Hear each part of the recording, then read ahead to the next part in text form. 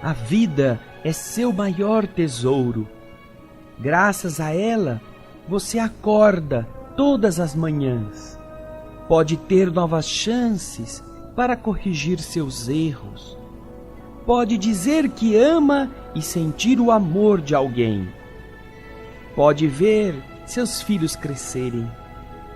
Graças à vida, você é capaz de lutar, aprender, perdoar e pedir desculpas. Graças à vida imortal e indestrutível, você pode sentir o carinho daqueles que partiram do mundo antes de você e que continuam vivos. A vida é seu maior tesouro, porque é o presente do Criador. Não misture bondade com mágoa, perdão com ressentimento, alegria com tristeza, fé com descrença.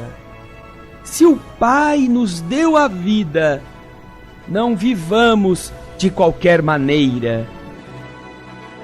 Tenhamos alegria de viver. O programa espírita feito especialmente para o seu coração.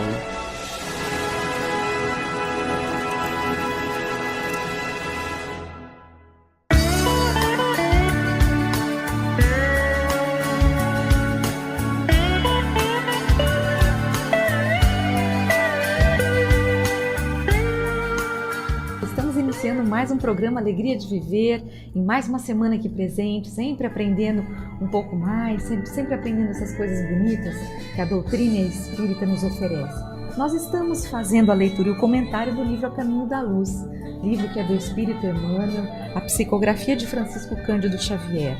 E nós já pudemos ver nos programas anteriores, falamos a respeito da civilização egípcia, da família indo-europeia, e hoje estaremos comentando a respeito do capítulo número 7, que fala sobre o povo de Israel.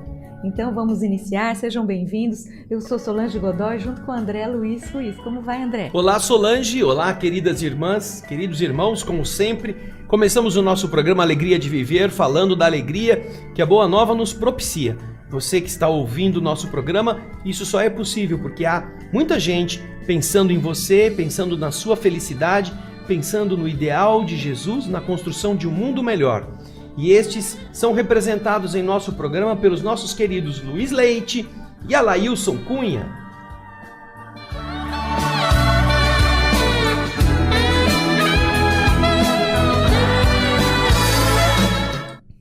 Lembrando que você também pode fazer parte dessa família, essa grande família da Boa Nova, participando do clube Amigos da Boa Nova. Você se inscreve no clube através do telefone 0800 12 18 38. A sua participação é muito importante. Você pode ser como a Boa Nova é, essa fonte de luz, você também pode ser essa semente de luz que vai auxiliar a que todo esse material de qualidade, seja da Rádio Boa Nova, seja da TV Mundo Maior, e tudo isso continue a ser difundido. Por isso a sua participação é de extrema importância. Ligue para a gente no 0800 12 18 38. Lembrando que para você ficar sócio do clube Amigos da Boa Nova, o horário de atendimento de segunda a sexta-feira, ele se dá das 7 da manhã às 7 da noite. E aos sábados, das 9 da manhã às 3 da tarde. Então participe, inscreva-se, ligue para a gente. Bem, como disse anteriormente, hoje nós vamos entrar num capítulo novo, um capítulo que fala sobre o povo de Israel. André, você quer colocar alguma coisa antes da gente iniciar? Não, Solange, eu quero que a gente comece para a gente poder aproveitar o tempo e seguir adiante. Bem, acompanhe com a gente então. Dos espíritos degredados da terra, foram os hebreus que constituíram a raça mais forte e mais homogênea, mantendo inalterados os seus caracteres através de todas as mutações. Nós vimos que, vindos de Capela, do sistema de Capela, 4 grandes povos foram selecionados e colocados no mundo. Vimos os egípcios, vimos depois os hindus, a família indo-europeia, os arianos e agora os hebreus. E os hebreus, segundo ele, eram os mais homogêneos, eles eram os que estavam mais próximos de si mesmos em função de seus hábitos, de suas crenças. Examinando esse povo notável, no seu passado longínquo, reconhecemos que, se era grande a sua certeza na existência de Deus, muito grande também era o seu orgulho dentro de suas concepções da verdade e da vida. Consciente da superioridade de seus valores, nunca perdeu a oportunidade de demonstrar a sua vaidosa aristocracia espiritual, mantendo-se pouco acessível à comunhão perfeita com as demais raças do orbe. Ou seja, eles se isolavam, eles eram tão cientes dos seus valores, das suas virtudes espirituais, que eles se mantinham afastados do convívio de todos os demais que estavam na terra, todos os outros povos. Eles eram aqueles que se mantinham isolados, e isso foi muito característico do povo hebreu, porque eles carregam com essas tradições tudo aquilo que os mantém à parte dentro do mundo novo para o qual eles foram trazidos. Entretanto, em honra da verdade, somos obrigados a reconhecer que Israel, num paradoxo flagrante, antecipando-se às conquistas dos outros povos, ensinou de todos os tempos a fraternidade a par de uma fé soberana e imorredora. Sem pátria e sem lar, esse povo heróico tem sabido viver em todos os climas sociais e políticos, exemplificando a solidariedade humana nas melhores tradições de trabalho. Sua existência histórica, contudo, é uma lição dolorosa para todos os povos do mundo, das consequências nefastas do orgulho e do exclusivismo. Com isso, nós entendemos que, graças a essa postura bastante fechada, uma das formas que o mundo espiritual tem de fazer com que se consiga romper este mecanismo é espalhar essa tradição, fazendo com que o povo acabasse colocado em diversos lugares, sem ter uma estrutura de vida em um determinado lugar que os reunisse.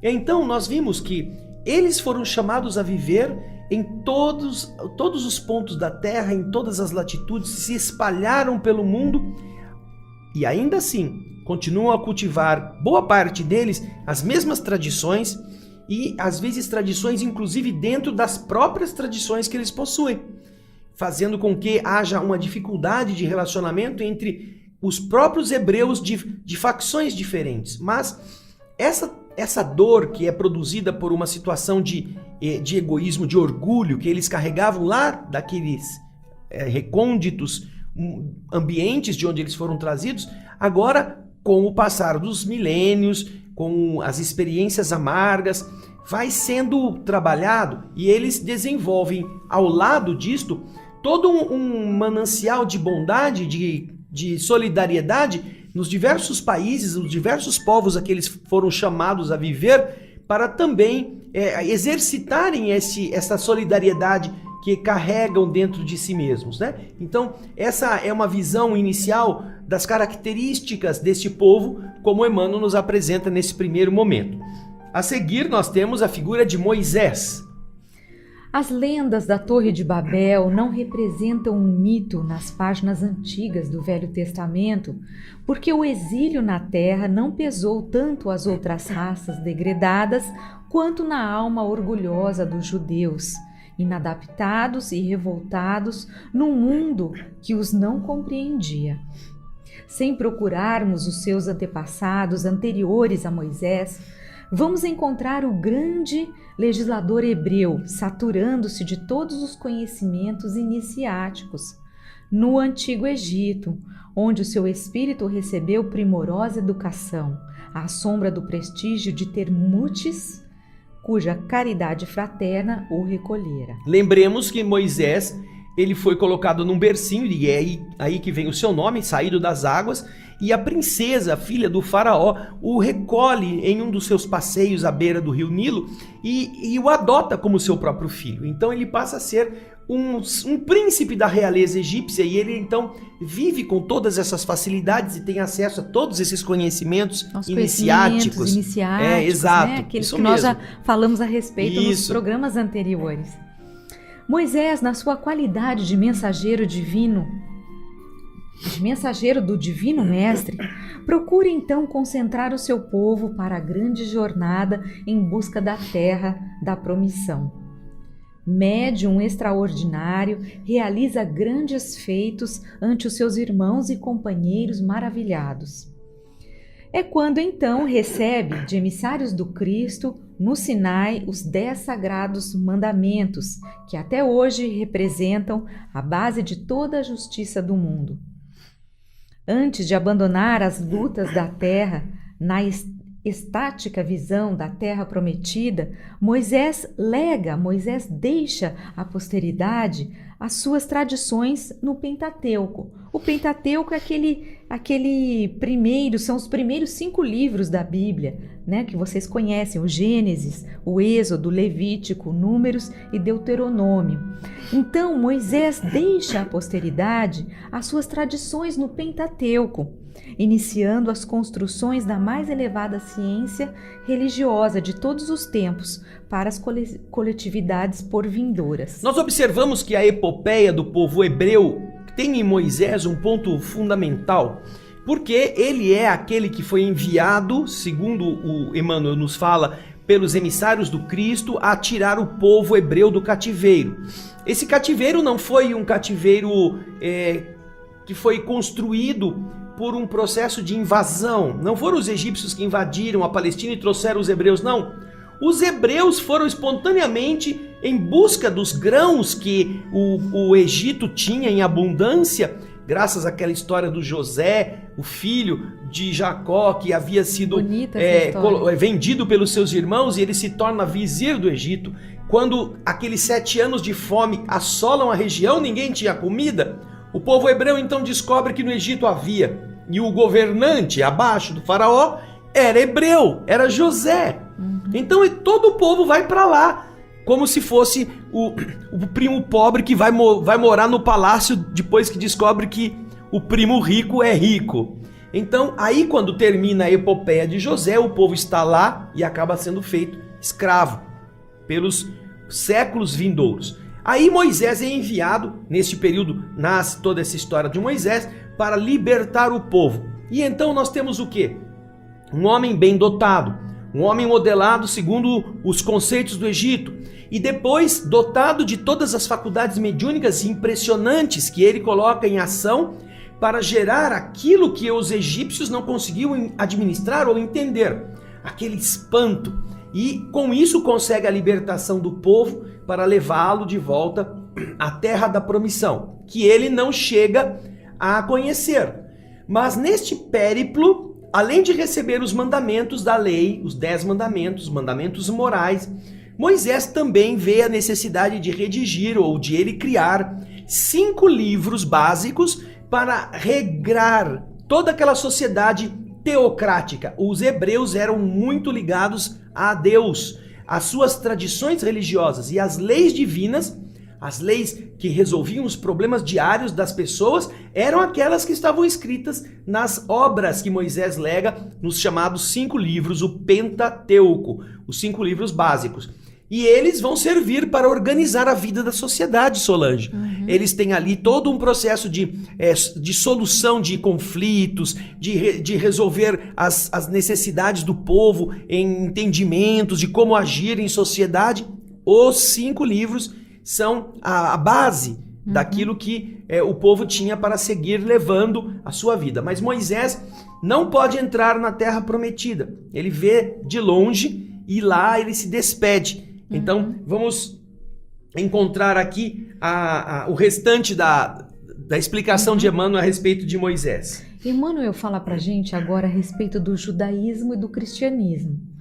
Estudando a trajetória do povo israelita, verifica-se que o Antigo Testamento é um repositório de conhecimentos secretos dos iniciados do povo judeu e que somente os grandes mestres da raça poderiam interpretá-lo fielmente nas épocas mais remotas. É um conjunto, né? É um lugar em que estão guardadas estas realidades que misturam o prático ao que tem que ser oculto, o revelado ao que está oculto ao saber comum.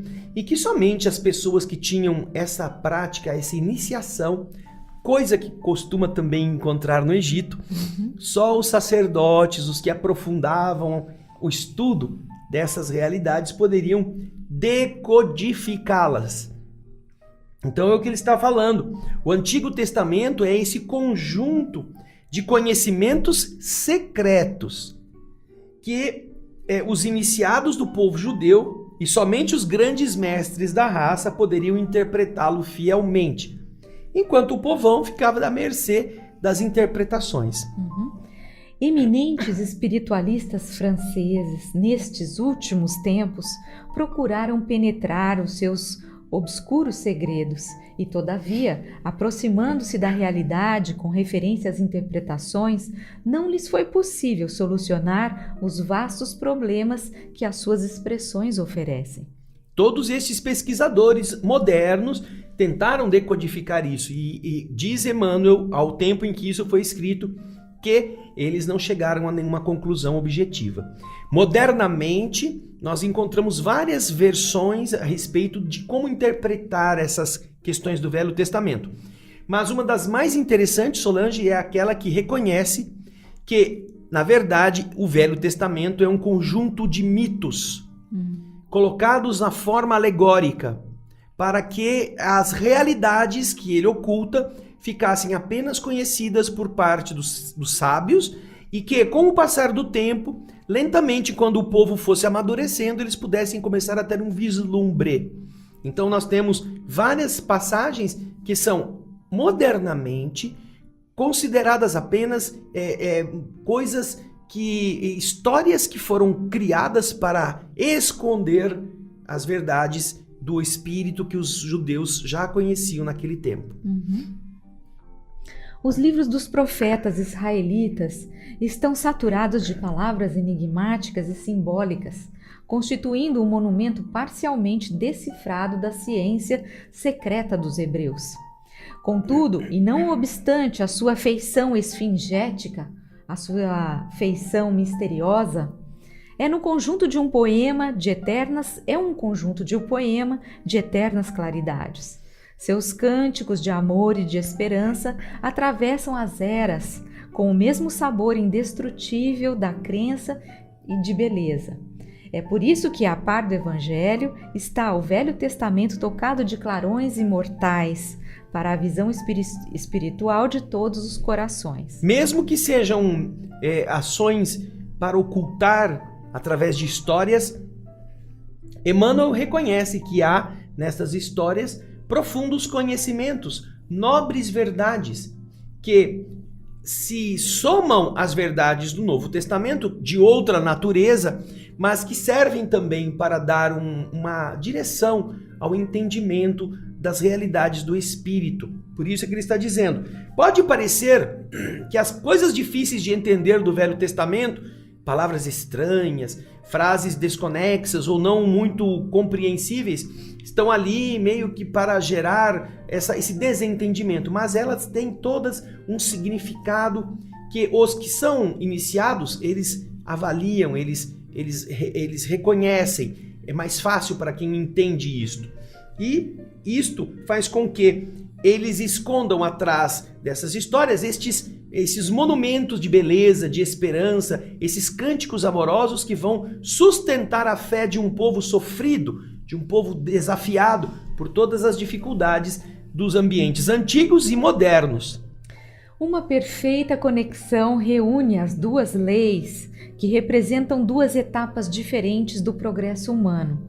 Moisés, com a expressão rude da sua palavra primitiva, recebe do mundo espiritual as leis básicas do Sinai, construindo desse modo o grande alicerce do aperfeiçoamento moral do mundo.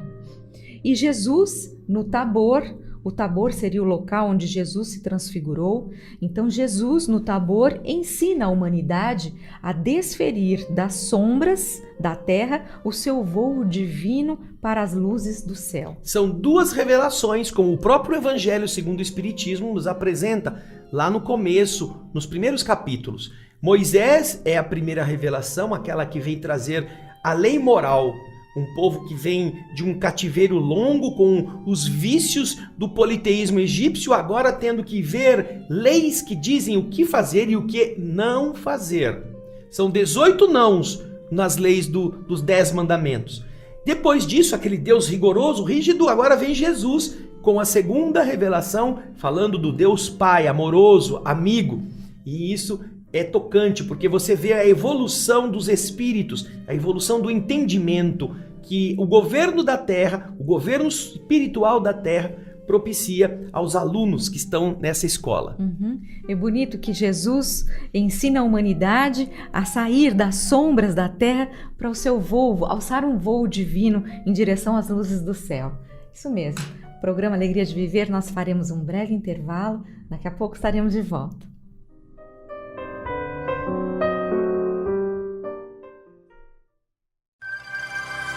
Estamos apresentando um programa Alegria de Viver.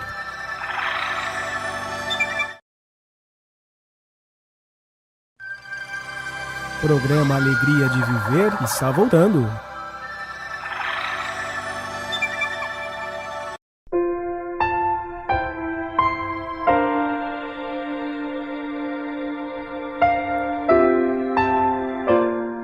Nós estamos retornando com o programa Alegria de Viver.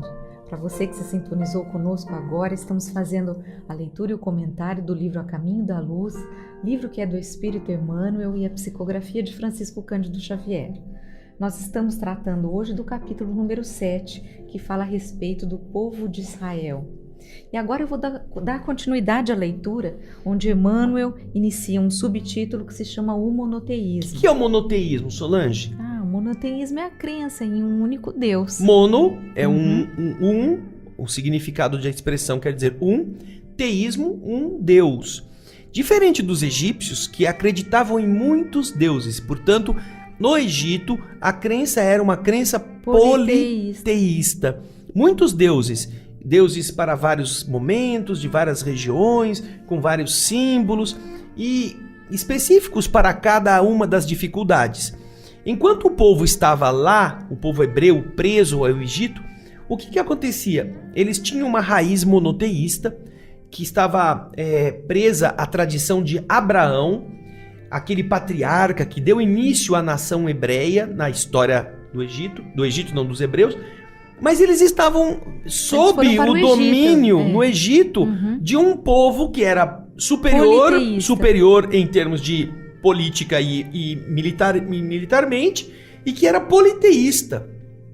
Você passar uma semana, você não perde ainda os seus hábitos. Mas você, querido ouvinte, imagina se você que vive em Minas Gerais e adora um pão de queijo, uma broinha de milho, de repente você tem que sair dali e você tem que ir lá para o Rio Grande do Sul, viver 40 anos no Rio Grande do Sul. Que você ainda continue sendo mineiro, tudo bem, não há problema. Minas é muito lindo, os gaúchos são muito acolhedores, mas quando você, depois de 40 anos, voltar para Minas, você não vai estar falando mais uai. Você vai falar, ô tchê, não é? Que trem, trilegal esse pão de queijo, muito legal, não é? Você vai ter assimilado os hábitos do churrasco, do chimarrão, de toda aquela coisa que os gaúchos têm. E vai ser um gaúcho mineiro, porque você viveu 40 anos junto com os amigos, junto com a família rio-grandense, com os seus hábitos. Certamente você pode ainda continuar gostando do queijinho, da goiabada com o queijo branco, mas você vai assimilar outros. Agora, você já imaginou ficar 400, 500, 600 anos preso a uma outra nação que é politeísta, que tem hábitos totalmente diferentes, e você, como nação ali em minoria, estar vivendo e tendo que cultivar o monoteísmo é muito complicado. Os que estão nascendo nas gerações seguintes vão ser muito influenciados pela influência do meio onde eles estão sendo criados. São contaminados, né? Acabam, todas aquelas então, informações. contaminados por aquele E às politeísmo. vezes passam a cultuar, inclusive, os deuses dos egípcios, É, aquela mistura. fazem um intercâmbio, fazem uma negociata também, rezam em casa para Abraão, mas vão na rua, vão no seu serviço, vão lá nas suas atividades e cultivam também os deuses do Egito. Agora, é isso que nós vamos encontrar nos conflitos de uma longa permanência. E encontraremos Emmanuel falando agora sobre isso, esse monoteísmo, sobre essa que é uma característica evolutiva mais avançada do que o politeísmo, que é a crença em muitos deuses. Os hebreus acreditavam num Deus único, quando a maioria dos povos daquela época acreditava em muitos deuses. Então vamos ver agora, Solange, o que Emmanuel nos fala a respeito do monoteísmo. O que mais admira, porém, naquelas tribos nômades e desprotegidas é a fortaleza espiritual que lhes nutria a fé nos mais arrojados e espinhosos caminhos. Enquanto a civilização egípcia e os iniciados hindus criavam o politeísmo para satisfazer os imperativos da época, contemporizando com a versatilidade das multidões, o povo de Israel acreditava somente na existência do Deus Todo-Poderoso, por amor do qual aprendia a sofrer todas as injúrias e a tolerar todos os martírios. Vejam só, os egípcios e os hindus, para atender ao gosto da grande massa que queria várias vertentes, vários deuses, criam então o politeísmo para chegar ao povão naquilo que eles estavam querendo. Mas os hebreus, nada disso. Nós temos um Deus único, Deus Todo-Poderoso, e é a Ele que nós devemos obediência, um único Deus, veja só. E eles se mantinham assim. 40 anos no deserto representaram para aquele povo como que um curso de consolidação da sua fé, contagiosa e ardente. Seguiu-lhe Jesus todos os passos, assistindo-o nos mais delicados momentos de sua vida, e foi ainda sob o pálio da sua proteção que se organizaram os reinos de Israel e de Judá na Palestina. Nós sabemos que depois que os egípcios acabaram deixando o povo hebreu partir pelas forças bastante convincentes de Moisés, este povo parou no deserto para esperar as tábuas da lei, porque Moisés estava cansado de ver um povo rebelde contaminado pelos vícios do Egito. Então ele pede que o Senhor lhe dê as regras necessárias, e ele vai então ao Monte Sinai e manda o povo ficar esperando sob o comando de seu irmão Arão.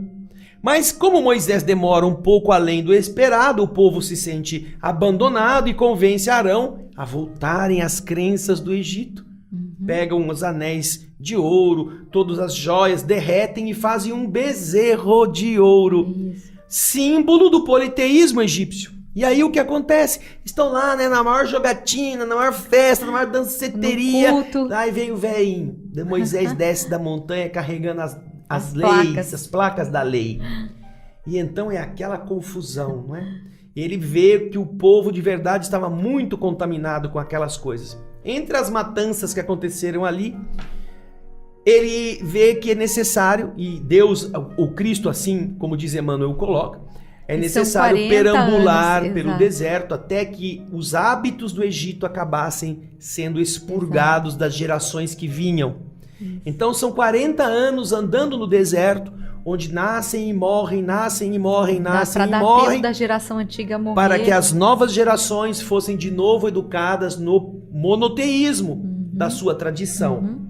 E isto é acompanhado por Jesus do plano espiritual, fortalecendo nessas lutas, dando ânimo para que eles não se deixassem desistir, enfraquecer, inclusive quando chegam para fundar o reino de Israel e de Judá lá na Palestina, na chamada Terra Prometida.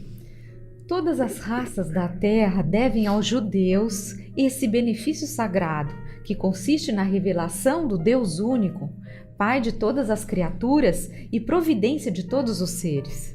O grande legislador dos hebreus trouxera a determinação de Jesus com respeito à simplificação das fórmulas iniciáticas para a compreensão geral do povo. A missão de Moisés foi tornar acessíveis ao sentimento popular as grandes lições que os demais iniciados eram compelidos a ocultar. E, de fato, no seio de todas as grandes figuras da antiguidade, destaca-se o seu vulto como o primeiro a rasgar a cortina que pesa sobre os mais elevados conhecimentos, filtrando a luz da verdade religiosa para a alma simples e generosa do povo. Vemos então que Moisés cumpre a sua missão de facilitar o acesso do povo aos conhecimentos iniciáticos que ele também compartilhou quando estava no Egito sendo criado pelo faraó. Ele aprendeu com os sábios, com os sacerdotes, e depois, com a vinda desses movimentos libertários, ele recebe estas leis e as impregna, vai colocando essa legislação naquela série de outros livros que vem atestando a necessidade de mudar a mente da massa dos hebreus com base nesses ensinamentos que antes eram ocultados do povo pelos sacerdotes. Então, vemos como isso está organizado, mas ainda não terminamos esta epopeia do povo hebreu, porque ainda temos no programa seguinte a continuidade da história. Nós vemos que nada é à toa, né, André? Quando a gente começa a observar toda a história desses povos, como existe uma direção governando todo esse caminho. Isso e mesmo. Que todas as raças, nós devemos aos judeus esse benefício sagrado de acreditarem na revelação de um Deus único, num Pai único de todas as criaturas. Isso porque era o povo que acreditava isso com exclusividade naquele período. E isso depois se espalha, porque é uma lógica, não é? Quando há muitos deuses, todos eles estão um contra o outro, eles estão em confusão. Se há ordem no universo, isso é porque só pode existir uma única inteligência que governa todas as coisas. É isso mesmo, muito bem, nós estamos encerrando então mais um programa Alegria de Viver. No próximo programa estaremos dando continuidade a essa questão do povo hebreu, então tem mais assunto pela frente. Gostaríamos de deixar o nosso convite para você estudar conosco na TV Mundo Maior, o programa Espiritismo Sem Mistério. Se você quiser estudar o Livro dos Espíritos, um programa que é bastante interativo, às terças-feiras de 15 em 15 dias, a partir das 16 horas, ao vivo. Então você participa conosco, envia suas perguntas, suas dúvidas, é um estudo bastante interessante. E caso você não possa estudar conosco às terças, às quartas-feiras na TV Alvorada Espírita, nós também temos um estudo do Livro dos Espíritos a partir das 20 horas. Então, oportunidades não faltam para a gente aprender. E é isso, André, mais alguma coisa? Isso mesmo, Solange. Nós acabamos o livro No Mundo Maior, no Espiritismo Sem Mistério. Foi uma excelente apresentação de André Luiz sobre a mente e nós deixamos lá a nossa pequena contribuição. Lá na TV Mundo Maior você poderá assistir todos os 20 capítulos deste livro que fala sobre as nossas dificuldades na administração do pensamento, além de outros livros de André Luiz que já fizemos antes. Você já tem 5 obras de André Luiz, todinha lida e comentada. Exatamente, no programa O Espírito da Letra. Participe, muito legal. Bem, estamos encerrando, nós agradecemos a sua participação, que essa semana seja de muita paz e até a próxima edição do programa Alegria de Viver. Vamos fechar os nossos olhos e fazer a nossa vibração.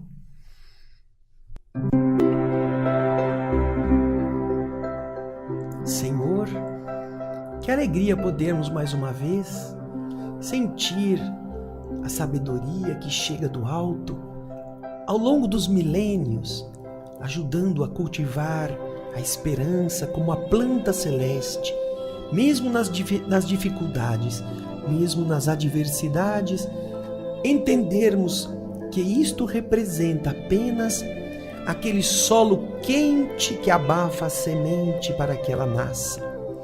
Não é a maldade, não é a indiferença da divindade, mas se a semente não for enterrada no escuro e no calor, se não receber ainda a umidade necessária para estufar e alimentar-se da água, ela estará apenas como uma morta viva. Mas quando ela aceita o peso da terra e a escuridão que a isola do mundo, Ali ela fermenta a vida. Ali nascem os germes que estão adormecidos, rompendo-lhe a casca rígida que a protege e dando então ao broto o convite para sair da areia da terra e vencer nos caminhos que buscam a luz do céu. Que bom entendermos que todos nós somos convidados a este mesmo trajeto. E quando a dor nos visite, Senhor, já não mais estaremos reclamando. Saberemos que é apenas o peso da terra nos cobrindo, preparando a eclosão dos germes celestes que todos possuímos. Por isso, queridas irmãs, queridos irmãos, você também está a caminho da luz. Você também é um ser enviado pelo Cristo, que foi criado por Deus, para desempenhar esta epopeia de crescimento, de conquistar o amadurecimento pessoal, através do esforço de superar-se e de também ajudar outros a vencer a si mesmos. Querido amigo, como é lindo descobrir estes planos, que aqui mesmo, como dizia Solange, nos demonstram a sapiência a guiar a ignorância. Mesmo quando a ignorância se revolte, mesmo quando ela não aceite, mesmo quando reclame ou blasfeme, ainda assim, a paciência da misericórdia atenua o rigor da justiça, para que cada filho, cada povo, cada alma realmente possa amadurecer com a menor quantidade de sofrimento.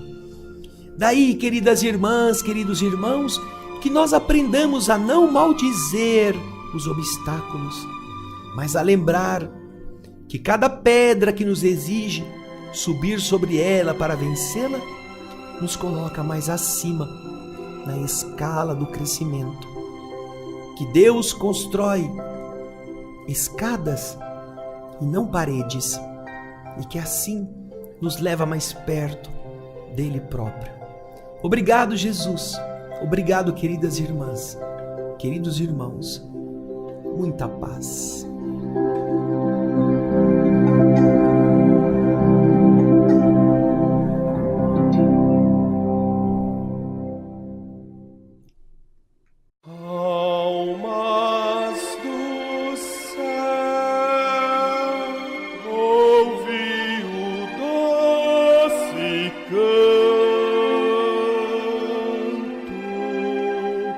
Do fundo